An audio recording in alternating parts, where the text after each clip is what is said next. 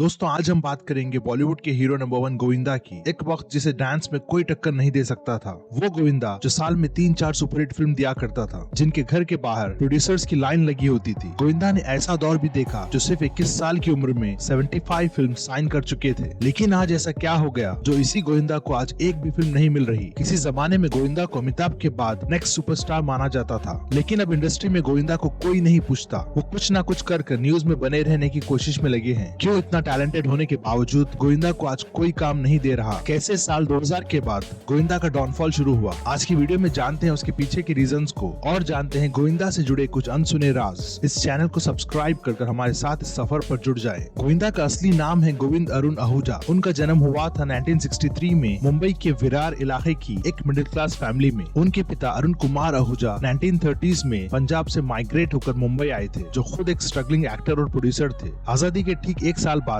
अरुण आहूजा ने अपनी खुद की एक प्रोडक्शन कंपनी स्टैब्लिश कर ली और सहरा नाम से एक फिल्म को प्रोड्यूस किया। लेकिन वो फिल्म बॉक्स ऑफिस पर बहुत बुरी तरह डिजास्टर साबित हुई और अरुण आहूजा का दिवालिया निकल गया। वो सीधा बांद्रा के आलीशान बंगले से विरार के एक छोटे से चौल में आ पहुंचे और इसी चौल में होता है गोविंदा का जन्म। शुरुआत में गोविंदा एक्टिंग से दूर रहना चाहते थे क्योंकि उनकी फैमिली की फाइनेंशियल कंडीशन बहुत खराब थी और सभी स्ट्रगल कर रहे थे। वो जल्द से जल्द नौकरी कर अपने घर की जिम्मेदारी उठाना चाहते थे। इसी के चलते गोविंदा ने ताज होटल में भी एक वेटर की नौकरी के लिए अप्लाई किया था, लेकिन खराब इंग्लिश की वजह से उन्हें रिजेक्ट कर दिया गया। इसी दौरान उनके पिता ने इन्हें फिल्मों में ट्राई करने को कहा और गोविंदा मिथुन के डांस के बहुत बड़े फैन थे। डिस्को डांसर फिल्म देखकर गोविंदा खुद डांस सीखने लगे। उसके बाद उन्होंने खुद अपने एक्टिंग कैसेट्स बनाए और फिल्म मेकर्स से ना मिल पाने पर उनके ड्राइवर्स वॉचमैन को कैसेट्स देने लगे। वही कैसेट्स देखकर उनके मामा आनंद सिंह, जो खुद एक फिल्म प्रोड्यूसर थे, उन्होंने गोविंदा को पहला ब्रेक दिया और फिल्म बनाई तन बदन, जो साल 1986 में रिलीज हुई। इसी के साथ गोविंदा पर किस्मत मेहरबान हो गई। उन्हें और 2 फिल्में मिल गई, लव 86 और इल्जाम।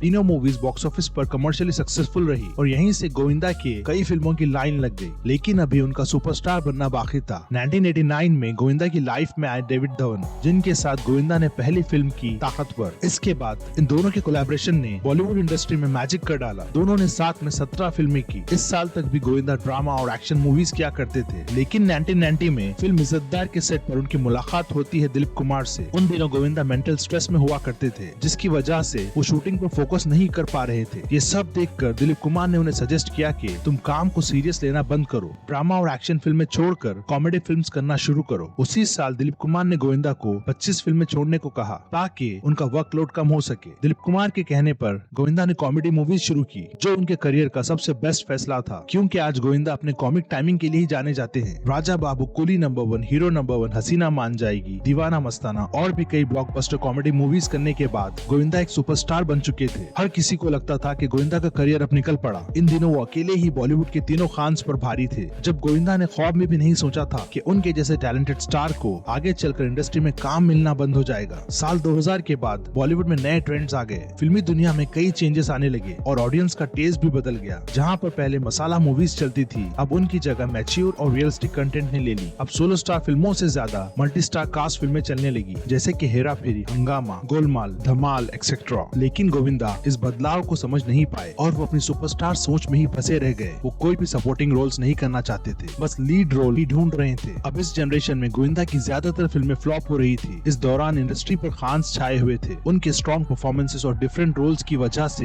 गोविंदा का करियर डूबने लगा। गोविंदा के डाउनफॉल की एक और बड़ी वजह ये थी कि वो कभी भी सेट पर टाइम से नहीं पहुंचते थे और हमेशा घंटों लेट हुआ करते थे। रवीना टंडन, जिन्होंने उनके साथ कई फिल्में की, वो कहती हैं कि मॉर्निंग की शूटिंग के लिए गोविंदा सेट पर 3 बजे आते थे। डायरेक्टर टीनू वर्मा ने अपने एक इंटरव्यू में कहा कि गोविंदा इज सुपर टैलेंटेड। वो बड़े मियाँ छोटे मियाँ फिल्म की शूटिंग के दौरान अमिताभ बच्चन पर भी भारी पड़ते नजर आए, लेकिन उन्होंने कभी भी टाइम की कदर नहीं की और आज टाइम ने उनकी कदर करना छोड़ दिया है। उनकी लेट लतीफी की वजह ये भी हो सकती है कि एक साथ कई फिल्में कर रहे थे। हो सकता है कि ओवर कमिटमेंट गोविंदा पर भारी पड़ गया। गोविंदा के डाउनफॉल की अगली बड़ी वजह ये थी कि उन्होंने अपने करियर के क्रूशियल टाइम पर एक्टिंग पर फोकस करने के बजाय 2004 में पॉलिटिक्स ज्वाइन कर ली। वो कांग्रेस की साइड से इलेक्शन लड़कर साउथ मुंबई कॉन्स्टिट्यूएंसी में 50,000 वोट्स के मार्जिन से जीत भी गए, लेकिन वो पार्लियामेंट में भी ज्यादा एक्टिव नहीं रहे और 4 साल के टेन्योर में बड़ी मुश्किल से 15% ही पार्लियामेंट के सेशंस अटेंड कर पाए। साल 2008 में उन्होंने पॉलिटिक्स छोड़ दी और कहा कि पॉलिटिक्स के पीछे उन्होंने अपना काफी टाइम बर्बाद कर दिया। गोविंदा की आखिरी बड़ी मिस्टेक मानी जाती है कि वो बहुत ज्यादा सुपरस्टिशियस इंसान है। वो न्यूमरोलॉजी और एस्ट्रोलॉजी में भी बहुत मानते हैं। फिल्म मेकर पहलाज निल्हानी का कहना है के शूटिंग के दौरान गोविंदा अजीब अजीब बातें किया करते थे। वो अपने सुपरस्टिशन के हिसाब से लोगों को कपड़े पहनने को कहते थे।